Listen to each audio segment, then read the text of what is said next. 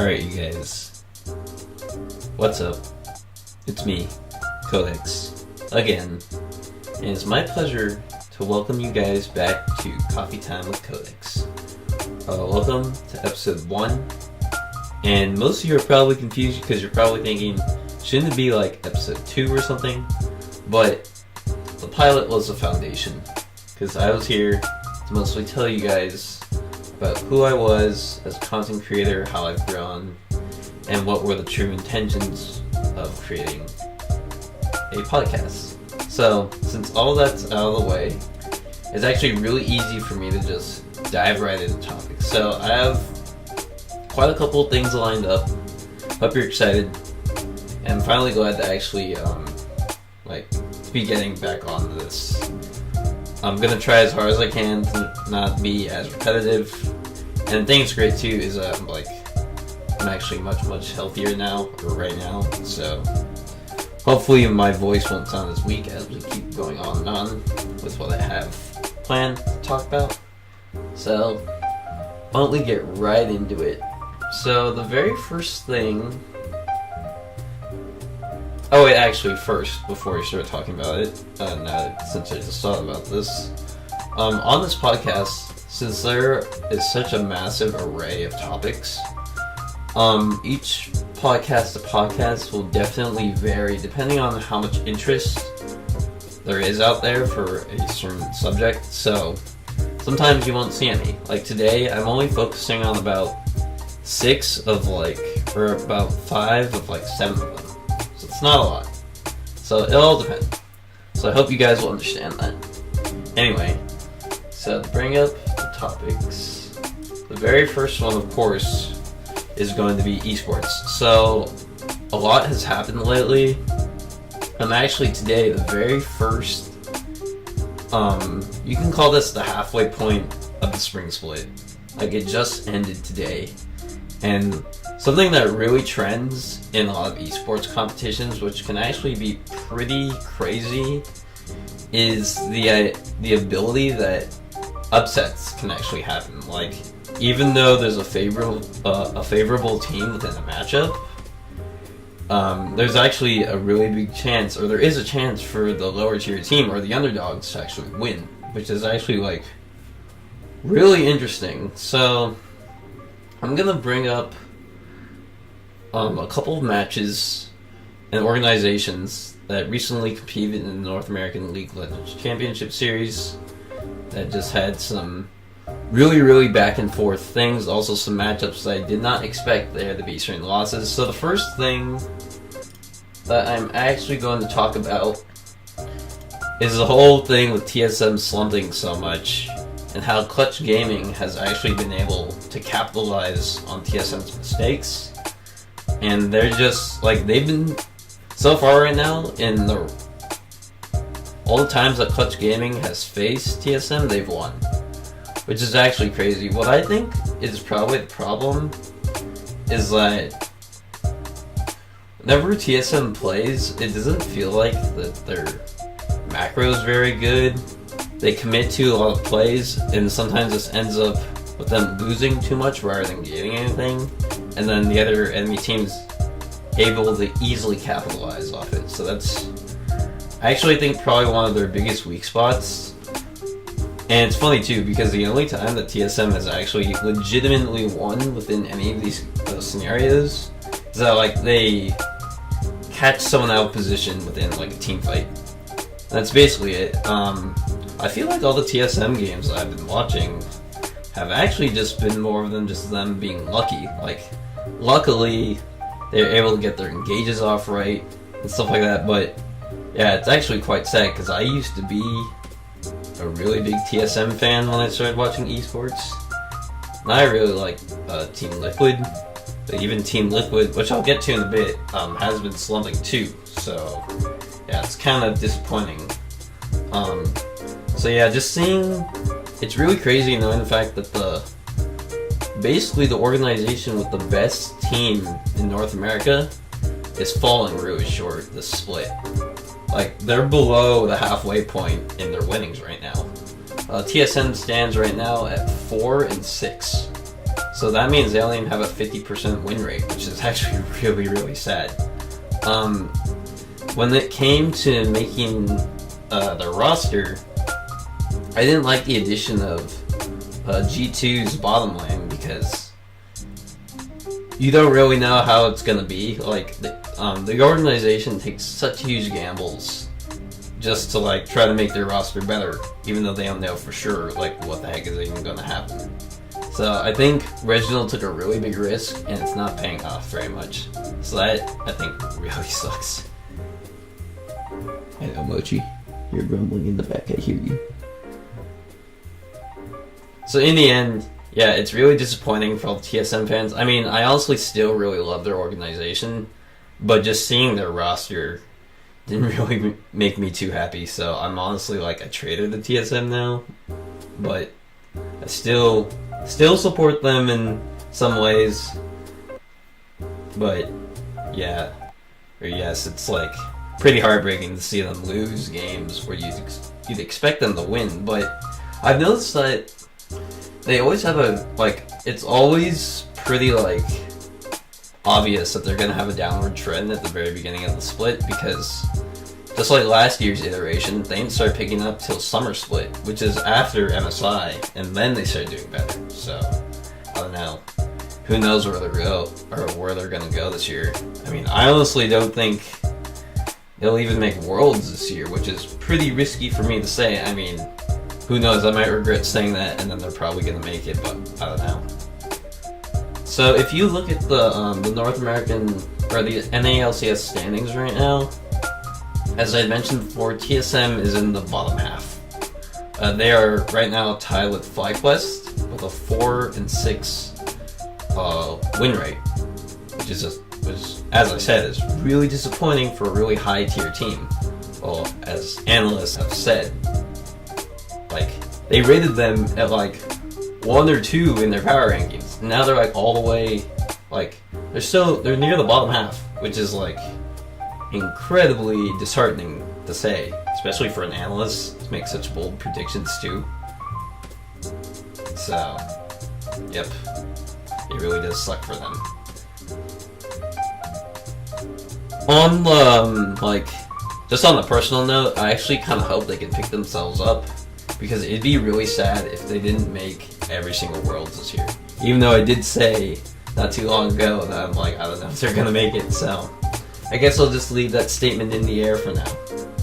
So next, I'm gonna move on to Team Liquid. So Team Liquid took one of TSM's best basically the best ADC in North America, Double Lift, and he went back to Team Liquid. So essentially, like the huge storyline is that Double Lift went from CLG to TSM, stayed on TSM for about a year or two, went on TL on Team Liquid to help them get out of relegation.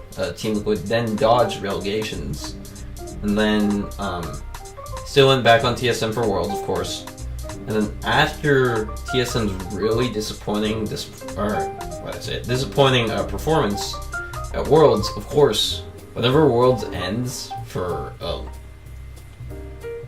just in general, people do not know what is going to happen. Like, the state of the roster is really left open. Like, no one really knows who's going to get kicked, who's going to get replaced, what's going to happen to the coaching staff. Like, there's all these questions are just juggled everywhere, and no one really knows. So then, like, I kind of felt like it was pretty predictable that, like, Double Lift would actually go back to Team Liquid, because he said he actually really enjoyed the team environment, and there you go. So now he's back on there. So Double Lift isn't the only really big, I guess you could say, power pick of the roster, because the roster is made up of a lot of really good players. But now, with today and how they've been doing lately, Team Liquid's actually been losing quite a lot, which is actually kind of sad. Like, they started the split off so good. They didn't have any losses, and then they started losing. So, some losses that I did not expect. Or actually, I guess you could say was kind of expected. So, Cloud9 and Echo Fox are at the top of the standings right now for the split. And being at the top of the standings, they're going to have a lot of confidence. So going into these matchups can actually seem really difficult. And then Team Liquid, of course, being at like the middle of the standings, or I guess you could say like top 4, like was desperately fighting to try to get to the top, but then sadly against Cloud9 and against Echo Fox, they didn't win. The Echo Fox game was actually pretty well contested, but then I think they lost a couple of team fights, and then that's what made them lose. And then in the Cloud9 game, they got stomped, which was actually really sad. So, like, the difference in the games are pretty big. Aside from, like, a pretty back-and-forth game to, like, a clear, like, one-sided game.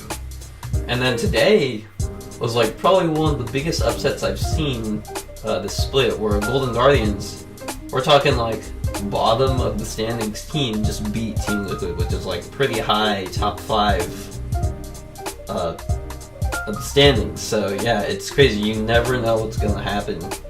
And it just looked like Golden Guardians just had a lot better coordination, and they just capitalized a lot. I mean, I don't think their macro was like super special in any way, but yeah, they were just able to win their team fights, and that just like gave them the edge. And it was like, wow, maybe people are gonna start saying that Golden Guardians is on the upward trend. And yeah, so this just leaves me like with so many questions for the rest of the split. So in a single spring split for NALCS, there's 18 games. Or I mean 19, or yeah, I think it's 18 games. So yeah, they've done 10 already, and that doesn't leave very much time. They've got about 8 weeks left, and then we got playoffs. And then playoffs are only the top 6 of all 10. And then the other 10, or I mean the bottom 4 obviously don't go. And then they won't get any points for Worlds, or they won't qualify for MSI. So it all really depends. So yep, it is crazy. North American League of Legends Championship Series is really crazy this year. So if any of you guys are watching it, I hope you're really enjoying it. It's just really crazy to watch. And it seems weird for me to like back 2 teams at once. I like betrayed TSM, and now I'm on Team Liquid's side, but now I'm starting to question siding with Team Liquid because now they're starting to like fall off a bit. So it's like, who the heck? I mean, you could just say, oh, I'm going to join the top of the standings with Echo Fox and Cloud9, because, man, Echo Fox right now is 8-1. They've only lost 1 game, so that's like super impressive. Huni's just a monster in the top lane, and they just play around him, and it just snowballs, which is crazy. Also, Phoenix is really good in the mid lane too. He has a very wide champion pool, and he's shown that. So, and also Cloud9 too. They've been stepping up a lot, and it's really cool actually, because seeing Svenskeren actually shine a bit apart from being on TSM. It's funny because like everybody was arguing, oh, Svenskeren was the problem, and then like after C9 beat TSM, like, man, C9's organization just let off all the savage memes, and they're like, Svenskeren was not the problem, and those like huge call-outs. So I'll leave that on the side. But yeah, I hope you guys are really enjoying the North American League of Legends Championship Series. It's really a treat to watch. For those who are wondering, it's every week on Saturday and Sunday. On Saturday it starts around 2 p.m. and on Sunday they change the time from 2 to 12 because they want it to end earlier so that players can go home earlier, they can eat, and you know, gather themselves up a bit and stuff like that. So I think it was a pretty good schedule change. It's nice when games start earlier so that you don't have to wait so long. So yeah, that's pretty crazy. And surprisingly, I actually wanted to talk about the Overwatch League for a bit. So Stage 1 just ended. I guess you could say that's their first split? in a way. I mean, I don't know when Stage 2 starts, but London Spitfire actually were the Stage 1 champions. And according to what I heard all over Twitter, there were like some pretty huge upsets here and there, like Houston Outlaws, which I heard was a pretty mid-tier team, took out London Spitfire in one game. And then when during playoffs, London Spitfire pulled off a crazy reverse sweep on New York Excelsior, which is like, wow, that must have been really cool to watch.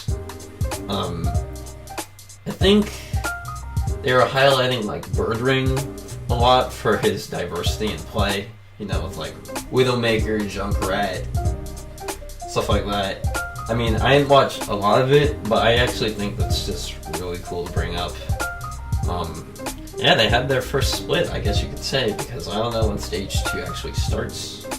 I guess they have a break right now. So, yeah, for those of you watching Overwatch League, I hope you enjoyed that too. That must have been crazy. And to get back what I said on the pilot, yeah, it's pretty funny. I'm like thinking that London Spitfire would be like European based, but I think the majority of their roster is actually Korean. So that must have gave them a huge edge.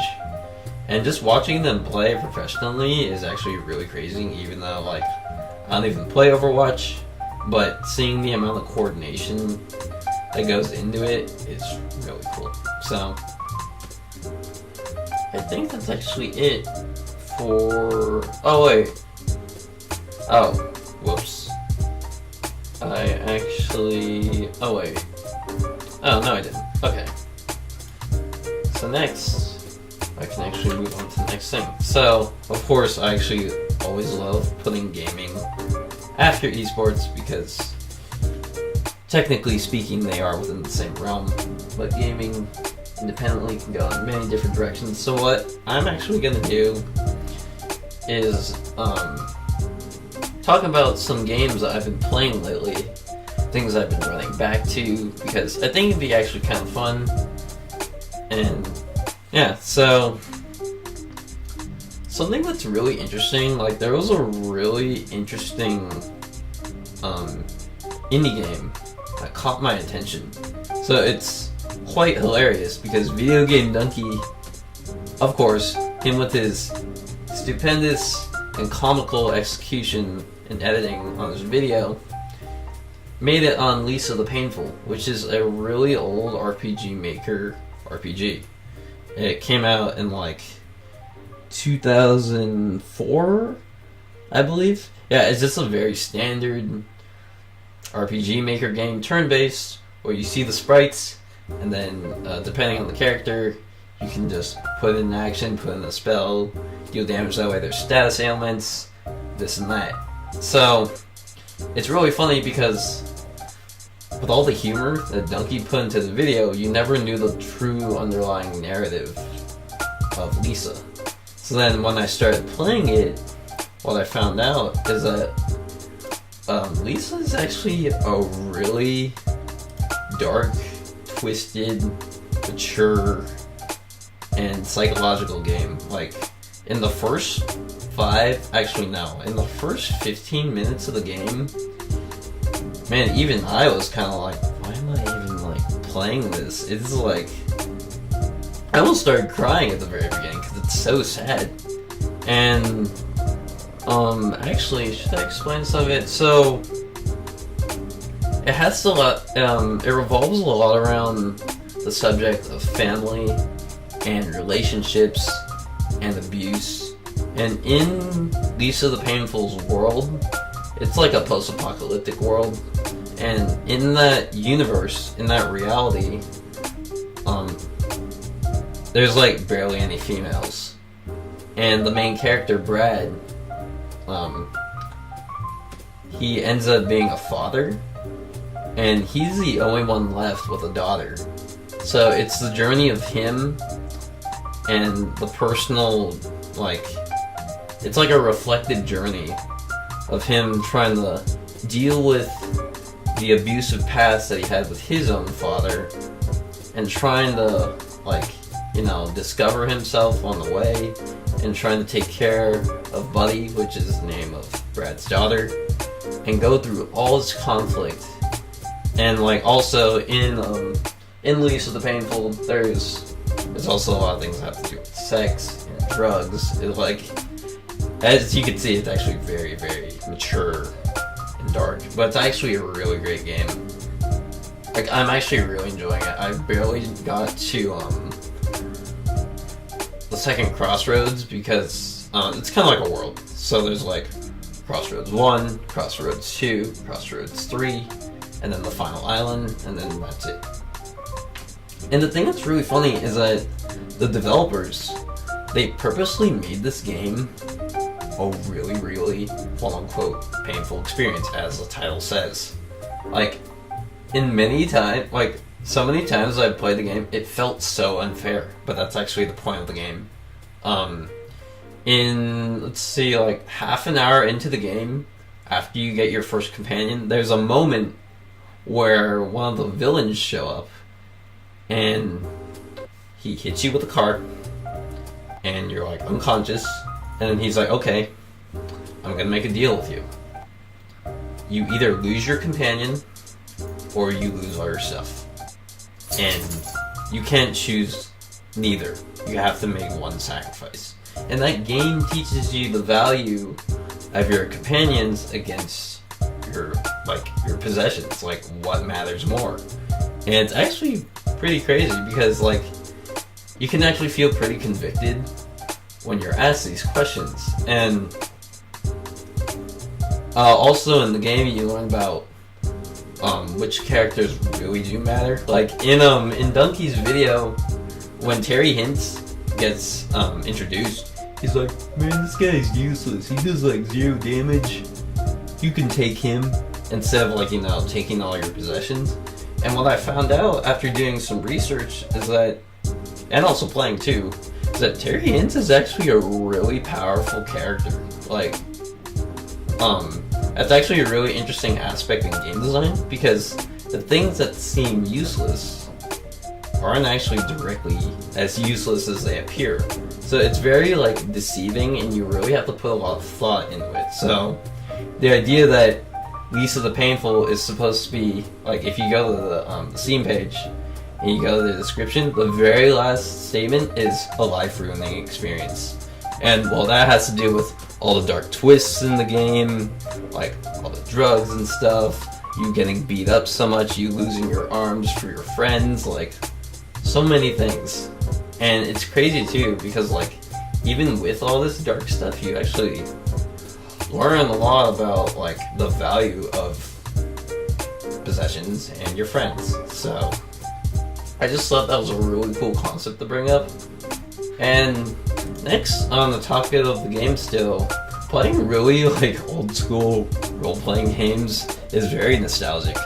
I'm just like, man, I don't even remember the last time I played something like this. Like, the basic, put in the attack, oh, he does this much damage. Oh, okay, I'll make sure my healer guy heals.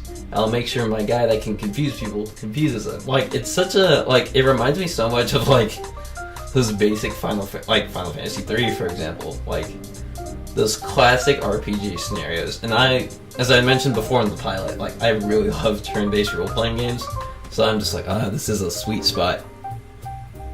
And then finally, the last aspect of the game that I wanted to talk about was, like, how complex this game can be narratively, even though the game seems so simple. Like, it's just an RPG maker game.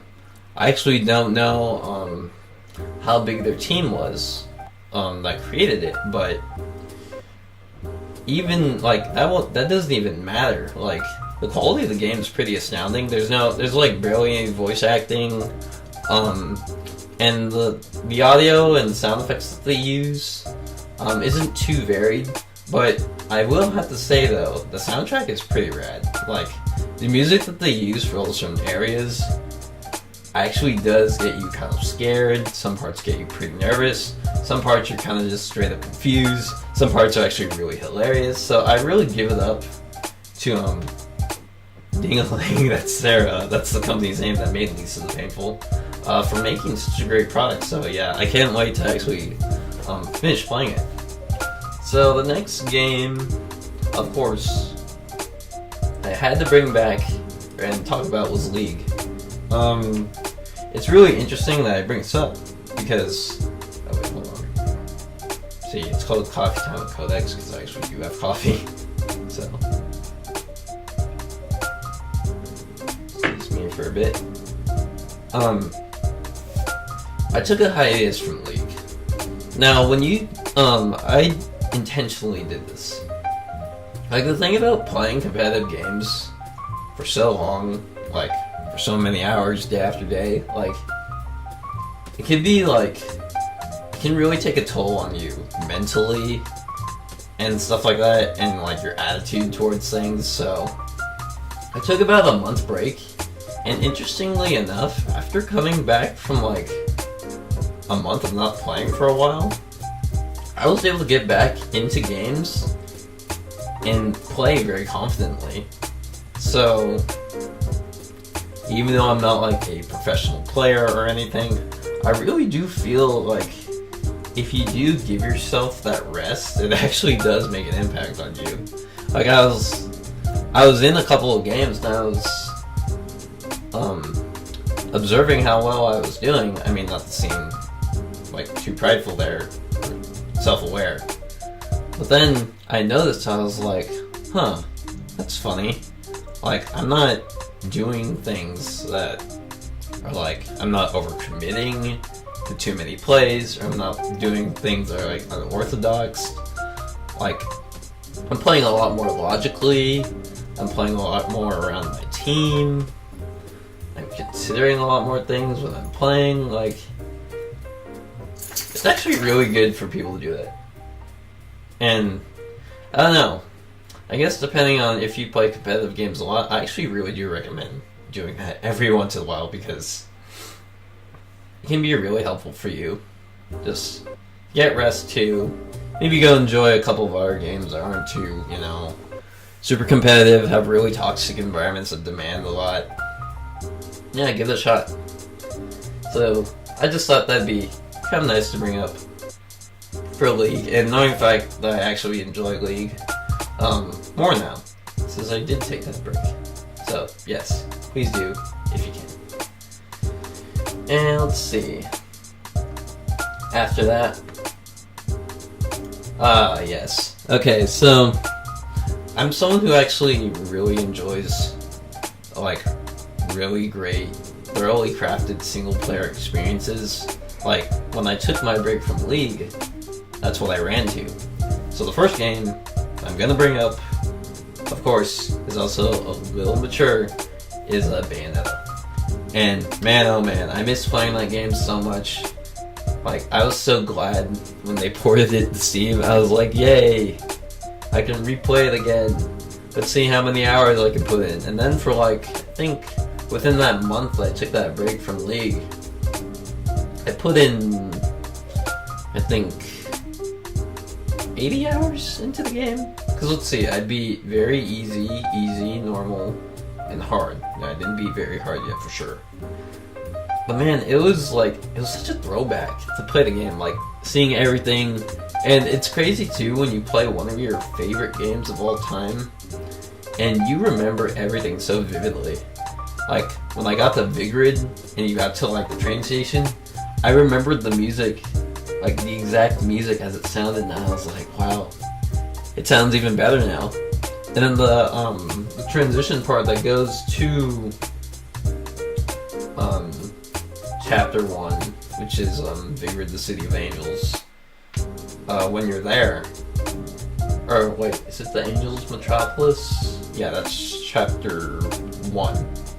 Yeah, in the transition scene where it shows Enzo talking, and then it shows like the really cool like sketches, the drawings, where it's technically showing Bayonetta traveling. She goes on the train, goes to a boat, or I think to a boat, and then a plane, and then that's what's heading to Vigrid. And then it transitions to you in the station. So yeah, I like remembered everything. I was like mind blown. I was like, wait, I'm actually surprised I remembered all this. But funnily enough, I really did suck after not playing for so long. The thing that's really quite fascinating about Bayonetta is the idea that you can get so much satisfaction from pulling off such stupendous combos. I mean, no matter if you're on the preset mode or on the actual normal mode where you have to input everything manually, just like a fighting game. Shout out to all you people that actually play on normal mode and use the actual allocation, because I do too. Like, it's super gratifying. Like, you pull off some combos, you pull off, like, some of the most illustrious dodges in the game. You're like, oh man, I can't believe I pulled this off. Let me see if I can pull off this next move and hopefully not get hit. And then, yeah, you push the boundaries so much. And probably one of, like, the most intriguing details about having combo mechanics and scores in these games is that you're trying to satisfy yourself and trying to get that nearly perfect, that okay hand score, so you can get that sweet gold or platinum or pure platinum trophy at the end. Like, man, when I was replaying, I was trying so hard to at least get gold or better, and that only happened in, like, very easy, and easy of course, because they're, you know, simply, like, you can blaze through them. But then when I got to, like, normal and hard, I was like, God, I forgot how, like, hard is actually hard, and normal actually feels like hard. So the thing that I really admire about Platinum Games Studios is that they really emphasize difficulty. And usually when you play certain games, like, sometimes normal will feel like easy or hard will feel like easy. It's just like Platinum does not like scrubs, and they capitalized on that. Like, they hit that nail right on the head. And I was like, thank you, this is why I like Platinum. So one day I'm gonna go back on Bayonetta and beat very hard. Because, man, I miss those bazillions. That weapon for hands and feet is like the futuristic Scarborough Fair. And those things were so fun to play with. You could, like, delete angels with, like, one, like, you do your combo and then hold each of the presses and you just, like, delete everyone. So, yeah. Bayonetta is a great game. If you guys really love combo satisfaction, as I call it, and something that is actually difficult, I really do recommend checking it out. And also, if you like a pretty goofy and somewhat serious storyline, and also really attractive female characters, check out Bayonetta. You got my recommendation. Totally. I love that game so much. And the last game that I'm gonna bring up that I played also, and quote-unquote ran back to, was Borderlands 2. It's funny because I never expected myself to return to that game. Much like Platinum, in a way, Gearbox Studios has such a great scaling difficulty, and I really miss their signature crude dark humor. It's just like, oh, look at these psychos. Look at these psychos with these midgets. Look at this, like, nomad guy with a shield with some midgets on it. Let me just shoot them all. And then they have, like, the goofiest, most over-the-top characters, and that's what makes it really memorable. And Borderlands may not be... Actually, I guess you could say it's actually pretty good in terms of narrative. I think, well, I don't know for sure. It just depends on preference. I think the first one was probably better than the second one, I think, but the second one is good for multiplayer, so I guess it really does depend. So, some of the reasons why I missed playing Borderlands, well, very simple reasons. I was like, I feel like playing a shooting game, but then again, I like role-playing games. Why not go to Borderlands? So I did. And I was like, wait, wow, just like Bayonetta, I miss the pure, like, oh shoot, I'm trying to search for a word. Like, the pure, the bliss of, like, shooting up guys with the most ridiculous weaponry, with, like, the most, like Like, I don't even know names, and just having, like, a literal blast playing. And also, like, reminiscing about some of the characters, like Claptrap. I'm never gonna forget that voice. He is such an airhead, just, like, running in the walls and stuff at the very beginning of the game. And then, also with, like, Handsome Jack, and all the other characters, too. All these, like, really funny scenarios. They do it really good with all their, like, their jokes and stuff. And then something that, I find really cool in, game worlds in terms of world building are, like, the little, like, details that make it seem a little more real. So, for example, in Borderlands 2, when you get weapons, there are lines of weapons, or companies. So there are corporations, or like bandit-based companies. One that's literally called Bandit. There's like TDR, or Hyperion. TDR is like, it's funny because the unique characteristic of these guns is that when you reload them and you throw them, like, you don't just, like, you know, reload the gun, you throw the gun at them and then the gun explodes, and then the gun just like rematerializes in your hand. You're like, oh, okay, so keep using it. Bandit had really large ammo clips. What other companies were there?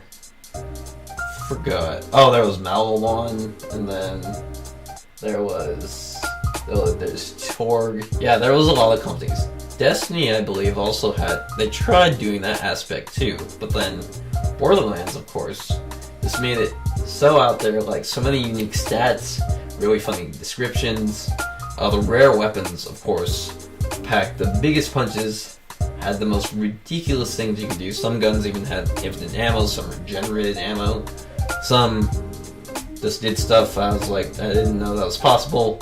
So, yeah, Borderlands was just really great to revisit. Yep, I can just go back to that game too. Bayonetta and Borderlands 2 definitely hit it home for great single-player experiences. So, I was glad I did that before going back to League. So, yep. That wraps it up for the gaming. And next, I'm actually going to talk about some music. So, of course,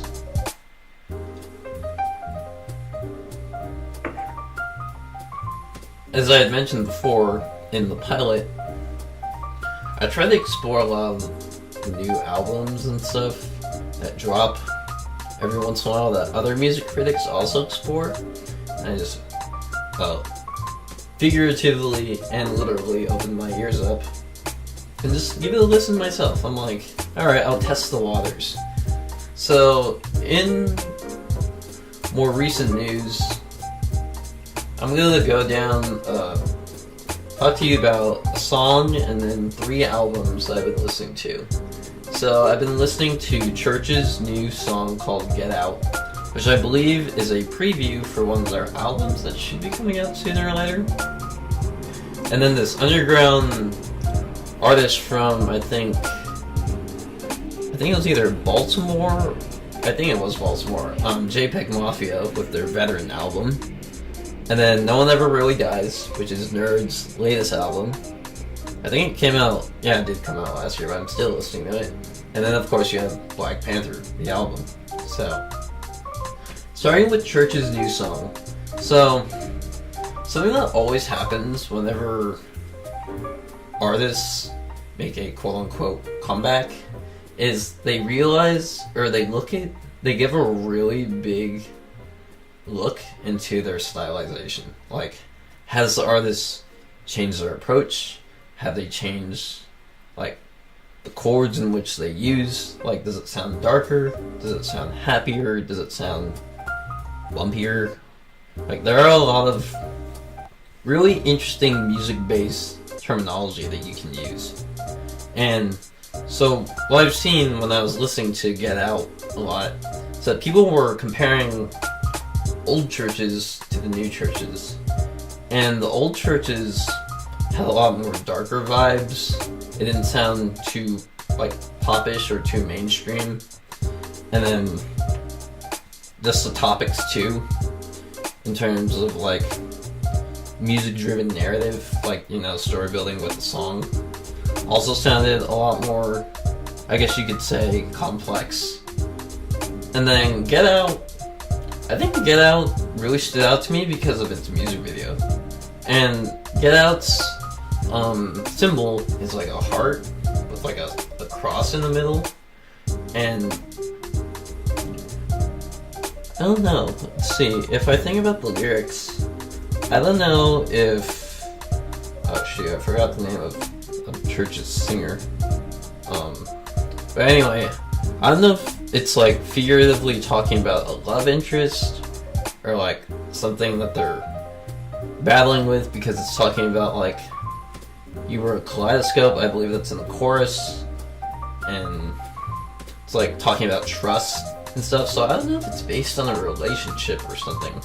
So it's really interesting, but I think the song's really groovy. Nowadays, all the cool kids, they're like, oh, instant bop, nice.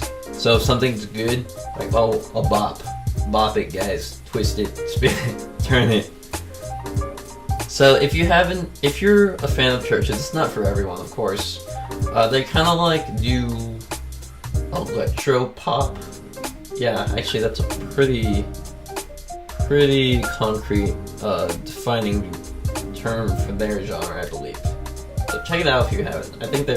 I honestly think it's worth a listen. And I got stuck in the loop because I'm a pretty big fan of them, so I think it's cool. And next, I'm gonna talk about JPEG Mafia. Now, JPEG Mafia, I started listening to them because of another music critic. Thanks, Anthony Fantano. JPEG Fantano.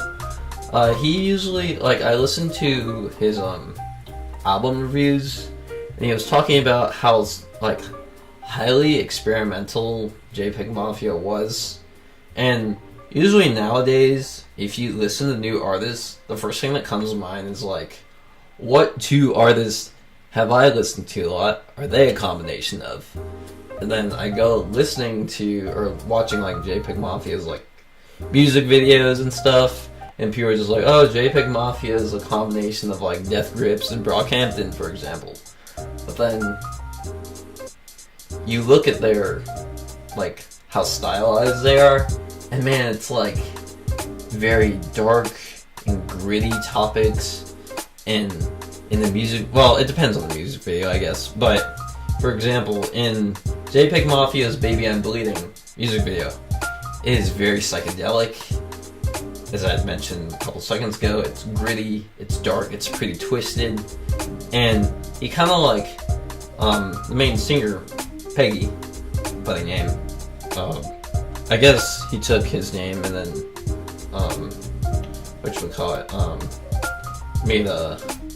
took like the initials from it and then put that in JPEG Mafia, so you see the similarities in the name.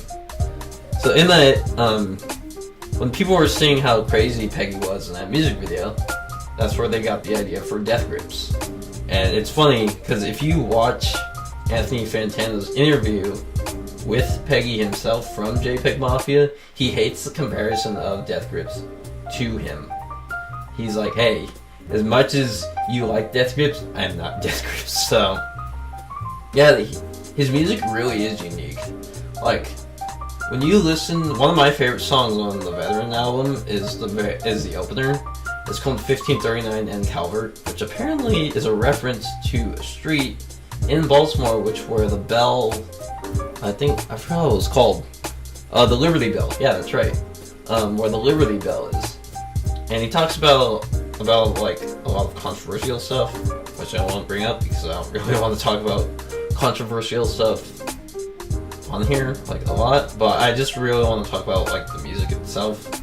There's like this bass in there that hits super duper fast, like sequentially, really fast in 1539 and Calvert. That's really satisfying, and it's almost kind of like a bump in a way that he uses for the song for rhythm. and it really gets you going. Like, I play the song a lot of times, and it's really satisfying. And it may not be, like, JPEG Mafia definitely isn't for everyone, especially with me telling you that it's a combination of Death Grips. Death Grips is also very out there. And Brockhampton too, so it really depends on your preference if you really want to check them out, but I admire experimental hip-hop a lot, so if you do happen to like that stuff, you can go listen to JPEG Mafia's Veteran album and tell me what you think. So, that's that. And then next, I'm going to talk about Nerd. No One Ever Really Dies. It's funny when I started listening to it, like, intimately, and I was like, oh yeah, I forgot that Pharrell Williams was actually one of the lead singers in Nerd.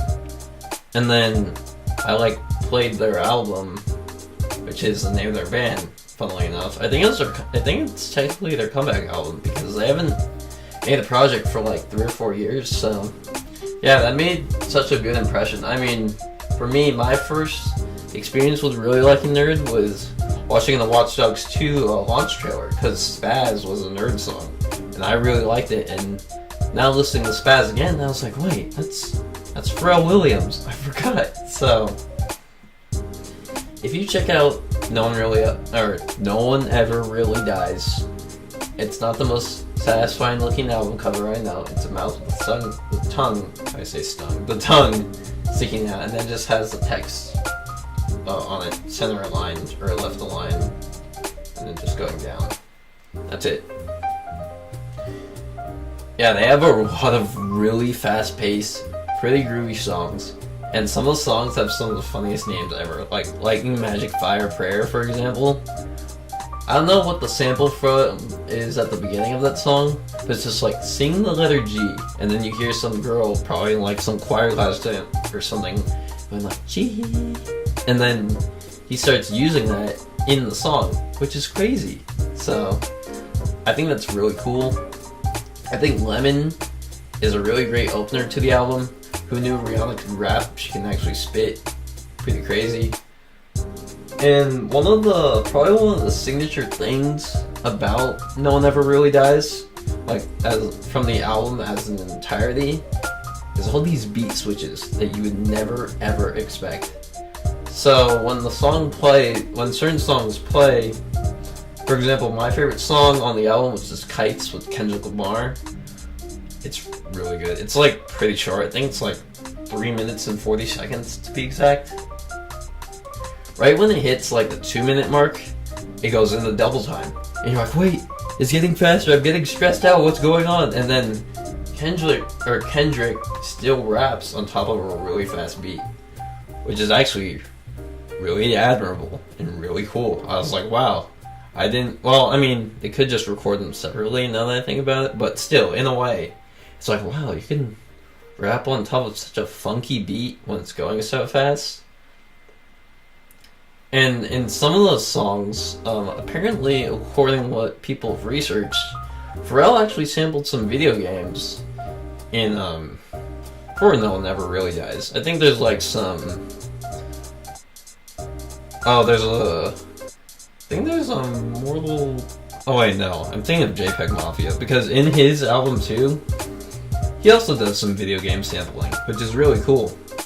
So, yeah, if you guys really like experimental hip-hop with like some really radical instrumentals, and if you can handle rap here and there, check out either of those. Well, okay, kind of keep JPEG Mafia in the air, because some of the songs can get a bit controversial and a bit dark and like gritty, so kind of that one. Oh wait, actually same for No One Ever Really Dies. So if you have the guts to check out that sort of music, please do. I really think the music's really great, so check them out. And then the last thing I want to talk about, which is actually pretty convenient to talk about in terms of timing, is the Black Panther album. Really cool. So many good artists together. And thematically, I mean, even though it's a standalone album, thematically, I heard everything is really great. And there's really great instrumentation. Kendrick did really good production on it. There's like Georgia Smith on there, SZA, Future. There's a lot of really good rap artists on there, singers on there. So I listened to that to build a pipe for Black Panther, and I still need to see it. What a shame. So hopefully I'll see it soon. So I hope you guys enjoyed this music segment. I'm actually glad I got to kind of like dive deeper into what I like about certain songs and stuff. So I hope you enjoyed that. And next, after music, oh, see, it's funny because last time I did the pilot, I actually skipped film. So film is going to be film/TV. So it's obviously like movies and actual TV shows. You're like, wait, Jared actually watches TV? Well, it really does depend, because rarely will I ever intentionally go to my TV and watch something, unless it's actually, like, you know, super duper intriguing to me. So the only two things that I'm currently watching right now is Black Mirror and The Alienist. That's it. But on my curiosity list, there's like Altered Carbon, and then I'm really excited about The Return of Westworld. Well, my dad is, and he introduced me to it, and I still have to catch up on everything for that. But still worth talking about. So first, of course, I'm going to talk about Black Mirror and why I really enjoy the series so much. So, what a lot of people are calling Black Mirror is the modern day Twilight Zone. Or I guess you could say the... Okay, no, I don't want to say that, never mind. I'm going to skip saying that. Forget I was having that moment. Anyway, I just really enjoy the fact that it's a commentary on technology and human relation, like us fighting one another, like what matters more, how much of an impact it has on like all these certain aspects of the world. One of my favorite episodes of Black Mirror is the Nosedive episode, where it takes social media and uses it as an actual thing to rank you throughout your life. And that made me think so much about today and how much like people use followers as such a big power, when technically speaking isn't like really that much. I mean, the world doesn't know you anything, no matter how big your follower count is.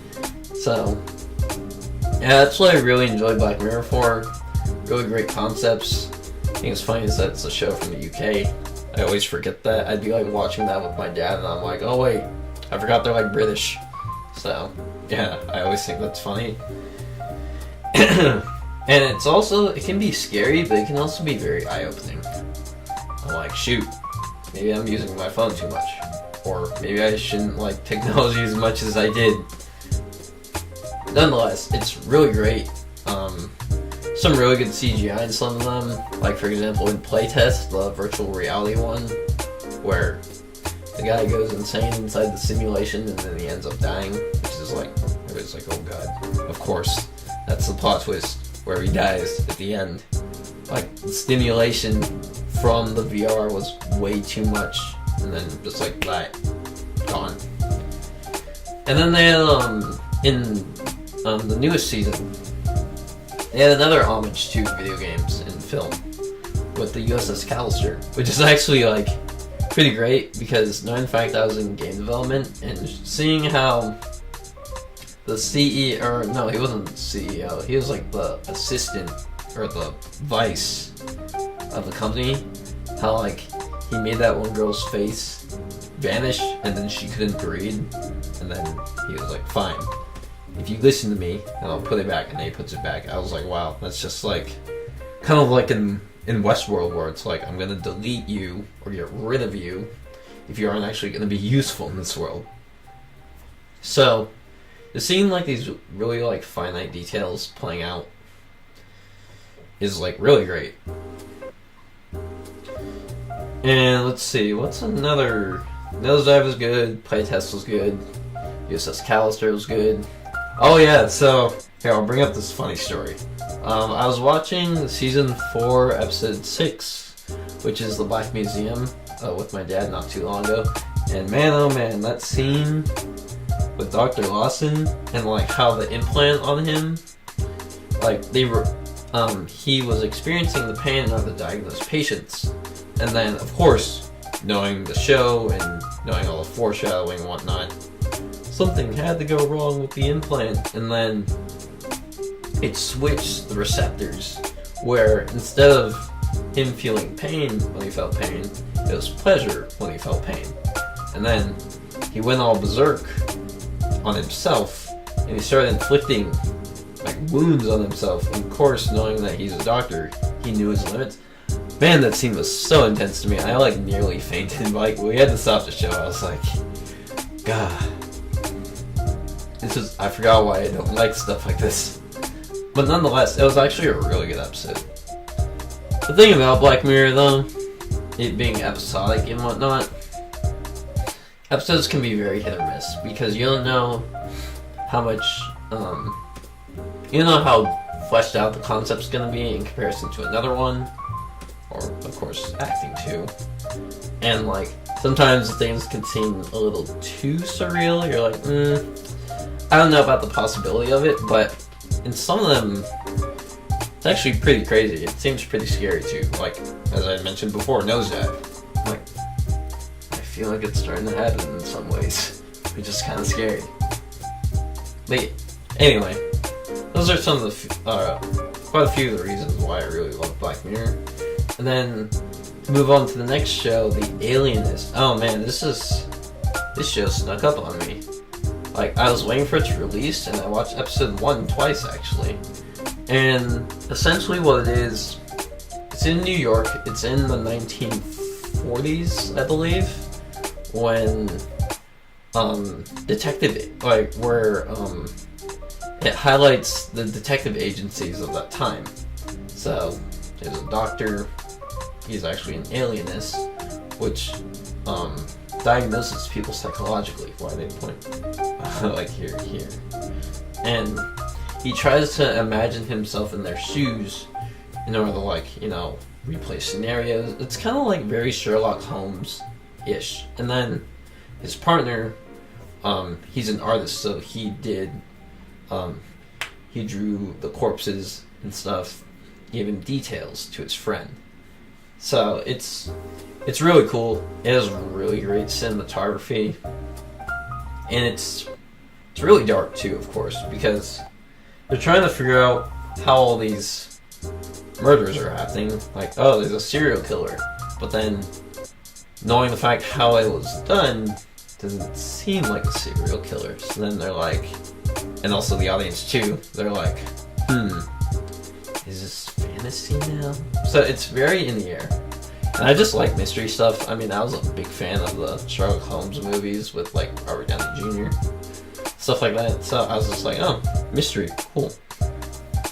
So that's about, oh wait, actually. And then the last thing that I'll bring up is Altered Carbon. I haven't watched any of it. My dad's told me a ton of good things about it. Super duper Blade Runner influenced, I've heard. There's tons of cyberpunk terminology.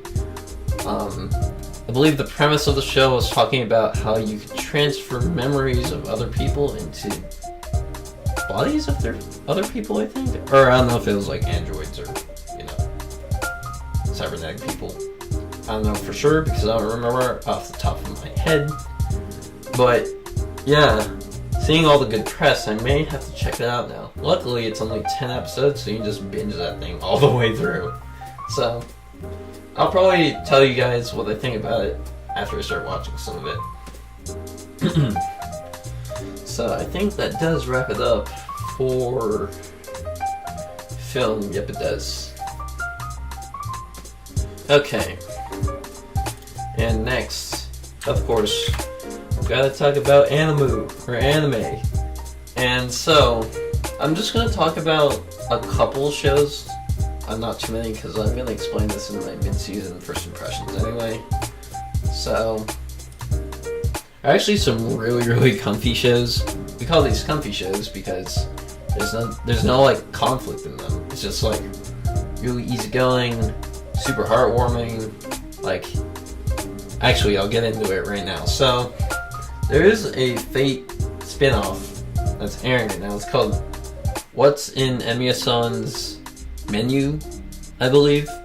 And it's this beautiful, gorgeous watercolor interpretation of the Fate series, or the Fate franchise. And all it is showing Emiya, which is the main character from a majority of the Fate franchises, him and Saber, which is Emiya's servant, of course, and them just cooking. It's just the experience of having friends over. What meals should I cook? And then, like, the delicate process of him cooking everything. And it's like, it's really short. I think each episode's about 15 minutes, and it happens monthly. So I don't know how many episodes are there for sure. Man, I just love watching it. It always puts a smile on my face, seeing all the adorable faces of the characters when they eat the food. And I'm like, now I'm getting hungry. Shoot! So then, yeah, I just really love animes that involve food with them. I mean, we had Shokugeki no Soma recently finished its 3rd season, so it's like, give me all the food anime. That's why I want to tell you about that show. And the next, still on the topic of comfy anime, is Yuru Camp. And see, this show, I never really had too much information on it either, but then I looked on anishart.net about it, and it's like, here, let's watch cute girls do cute things. And all it is showing what it's like to go camping with friends, go camping alone, teaches you about basic camping techniques and knowledge, and just traveling. And it's like, it's really heartwarming. It actually makes me really want to go camping. Like, as I had mentioned before in the pilot, like, anime can actually make you feel certain ways sometimes. And I'm like, man, I don't even remember the last time I went camping. It's really, like, relatable in some ways too, because it talks about, like, the experiences of seeing panoramic views for the first time when you go traveling. People pulling out their phones and their cameras are like, look at this view that I just saw, and then texting it over to their friend, or putting it on, like, social media or something. So that's really cool. And then, like, of course, going back to food again, this show also capitalizes on that a lot too, where they make some really simple camp food, but they make it well, and it's just like, ooh, wow, it even looks really good. So don't watch either of those shows if you're really hungry. So I just wanted to bring those two up because I just think they're really great. I'll get to the rest of... Oh wait, actually there's one more show. So there's Studio Trigger, in partner with A1 Pictures, started showcasing another anime this year.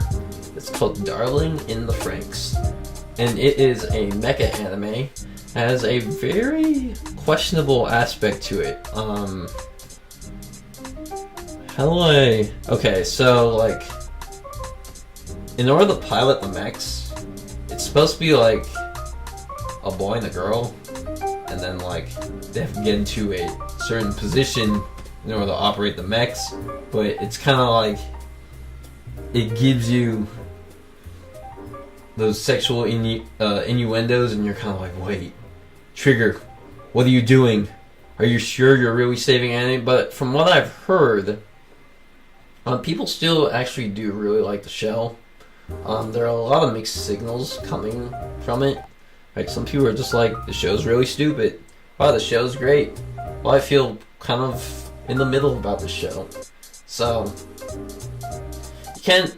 I don't know if I can necessarily say Trigger has saved anime again, but you do have to give them props though, because they always have the most over-the-top concepts, just like Kill la Kill, for example, where I was like, this is like, so, I mean, like, this is like super duper questionable, and I don't even know if it's gonna be popular. And then Kill la Kill's really popular, so that's happening with Darling in the Franxx too. So, I still gotta give my props to Studio Trigger, because they still are one of my favorite studios that do produce anime. I also really do love their art styles, so that's all I want to say about it. And then next, I want to talk about a bit of content creation stuff, just because I have it on my mind. I thought it'd be good to talk about.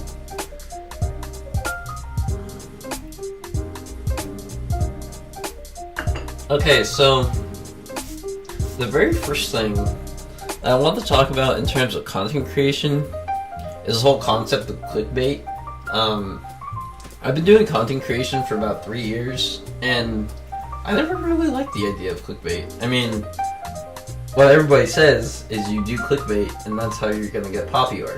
Essentially what it is that you over-exaggerate the content that you have by putting like circles, or red circles with red arrows, and you put like, what the freak, or oh my god in thumbnails, and apparently that's supposed to grab more attention. And also you put pure capital letters. I'm not really the biggest fan of that, because I'm like, I don't really think shouting at titles like captivating. It seems kinda, I mean, obviously you're not actually saying it, but to me I was like, it seems kinda really over exaggerated. Like, I can't even imagine myself doing that. So then, that's why I don't do it very much. Also, like, I don't know, apparently it does improve audience engagement, but I still have really mixed feelings about it. I've never done clickbait in my life. I don't think I ever will. And also, besides it being like way too excessive in terms of how you're interpreting the content that you're delivering, it also doesn't seem genuine to me. Like, if you're gonna over-exaggerate something, at least over-exaggerate something that you're actually putting out. I mean, even though it does speak truth to, like a lot of gaming channels actually do what they say, like in their thumbnails, like Bunny Fufu, for example, he does actually reach the stats that he does put on his thumbnail. Like, that's not clickbait, even though it makes it look like that it is. Because it's like, oh my god, or WTF on the thumbnail. That's just used to get more engagement, or build excitement, or just be like, wait, are you serious? And then, you know, click on it. So, I guess it really depends on the perspective. I mean, sure, I could get more popular, but I wouldn't honestly do something as absurd as that just for the sake of engagement. I mean, I don't care if it's slow. Also, this is just a hobby too, so, I mean, it's not like I'm actually living off of this. It's just for fun. So, I'll leave it at that.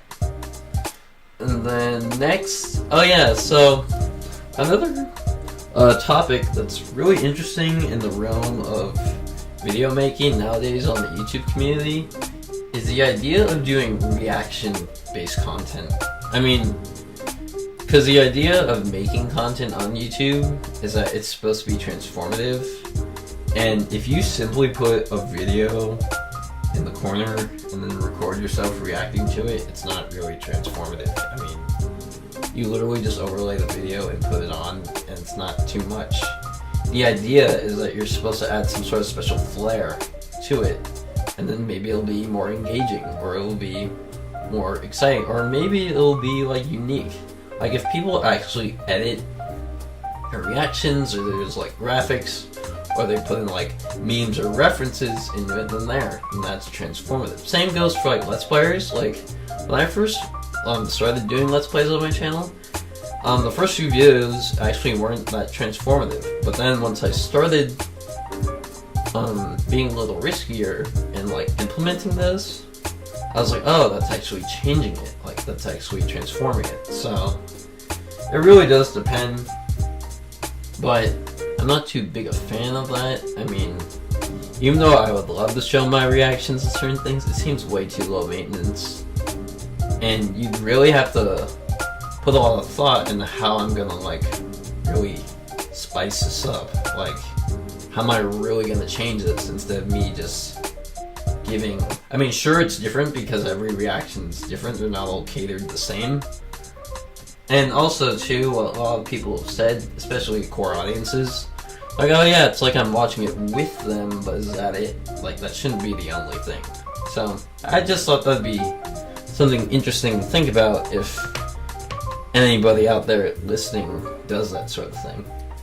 So, I just thought that'd be helpful to bring up in content creation purposes. So now, it's really exciting because I'm over an hour in for episode 1 of this, which is actually pretty cool. But now, we're actually going to go into a QA segment. For those who do not know, if you guys have any questions for me concerning any of the topics I do talk about on this podcast, you can actually directly message me on any of my social media platforms, which are directly below me. And I'll clip them and list them in my outline for the next podcast. So, a big thank you to anyone who sends me questions. And this time we actually do have some questions. So, there are 6 of them. And so I'm going to read them off. I'm going to do them one by one. And at the Deluxe 3D asked, what made you fall in love with video games? So, I probably didn't answer this thoroughly enough in my pilot. I mean, I might have, I don't know for sure. But the thing that I really love about video games, especially if you compare the medium to a bunch of other really popular forms of media, even though I don't really like comparing things a ton, video games are kind of like movies with actual choices that can actually impact you.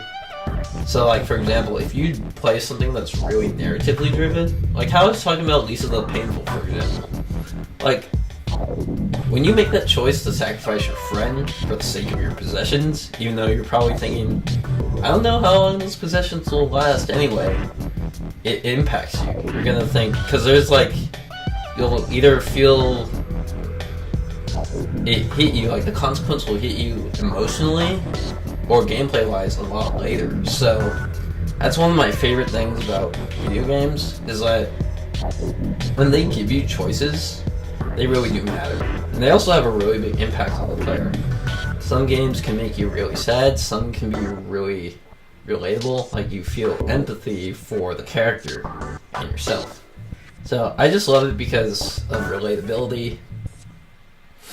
And also some games are just really, really beautifully crafted. As I've talked about Transistor and Bastion a lot, and Child of Light.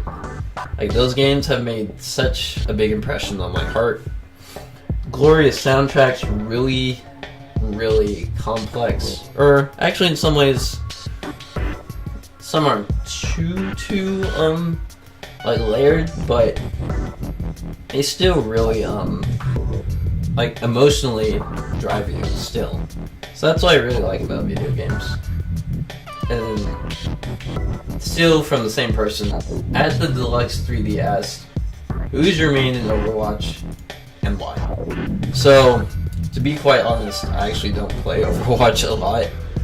The last time that I clearly remember playing Overwatch intentionally was when the game first came out. Then the open beta was available for PC for like the weekend. I was like, oh, maybe I'll try it. And the only 2 characters that I played were Widowmaker and Tracer. And Widowmaker is actually one of my favorite design characters in the game. I actually have a print of her in my room. You can't see it. And then I actually really do like Mercy too. But then the only reason why I like Tracer a lot was because of her playmaking ability. But the only thing that sucked out is that she was so squishy. There was this really iconic moment I had. I mean, it wasn't like a play of the game, but it was just like, it had a big impression on me. It was on that snow map, and I was playing as Tracer. Then there was another Tracer on the enemy team, and it was the one where you control the zones, kind of like Domination. And then in the snow map, there was a house, like a really small house, and then the enemy Tracer and I were blinking all over the place in that one singular space. And then eventually one of us had to die, and then of course it was me dying, but I was like, wait, this is actually intense, but it's such a small space. What's gonna happen? It's like all over this really small area. So I just thought it was fun, it was exhilarating. And the other reason why I really like Widowmaker, well, I just like sniper rifles. End of story. And also Widowmaker is really pretty. So that's it. No more explaining to do. Next question is, at the Deluxe 3D asked, what do you think of the new Mercy nerf? And do you think they nerf Mercy too much?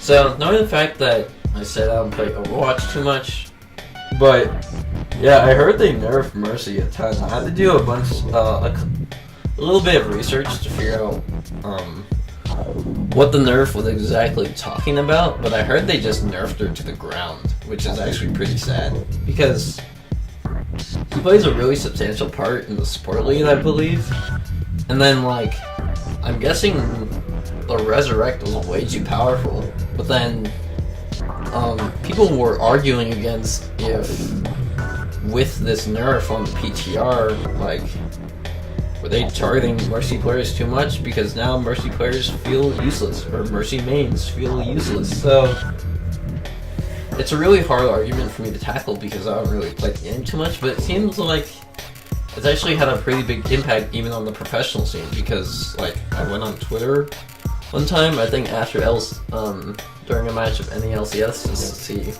what Overwatch people were talking about, and then, like, I saw people tweeting like, oh look, here's a summary of the Mercy nerf, and then it shows like the Halloween, like the grave thing, and it just shows Mercy's hand sticking out of it. I'm like, oh no, is she completely useless now? But I can't say for sure because stage 2 of the Overwatch League hasn't started yet, so I don't know how many team compositions actually used her. I know in the stage 1 playoff finals, semifinals, and working up towards it, I believe Mercy was still in there. So, and occasionally there were like other supports, but I think Mercy was still in there. So I don't know for sure, but yeah, that's kind of a hard question for me to ask. Do they nerf her too much? Well, it seems like the publicity does think so. So I guess they do. That's kind of sad though, knowing the fact. Because even if I were to play Overwatch, I'd probably play Mercy a lot. But then that's, yeah, it's kind of sad. I feel bad for all the people that play her though. Because just like in League or any other competitive game, when your character becomes one of your favorite champions or your picks become not viable, you kind of really miss playing them. But then again, you have to think about viability itself in the game, depending on how seriously you do take the game. So, I don't know. I guess you could say, or I guess like we'll say that they do nerf for too much. That's sad. Poor Mercy. No mercy for Mercy. And then the next question is, at the Deluxe 3D asks, what made you want to do a broadcast show in the first place? What inspired you to do one? Okay, so I actually did kind of talk about this in my pilot, but I guess I'll reiterate a bit more. So, I think podcasting is a really great platform. Like, a lot of the content creators can just give out a bunch of thoughts on a bunch of topics, or on maybe a singular topic, depending on what they like focusing on. But then I really wanted to do it because I was like, dude, you know what? If I do this, I can just talk about literally everything on my YouTube channel, or even more if I think about it, in like the greatest detail, hopefully, whenever I can. I just need to make a schedule, and then make all this stuff, and then presto, it happened. What inspired me to do one? Well, a couple of my friends did, which is actually really encouraging.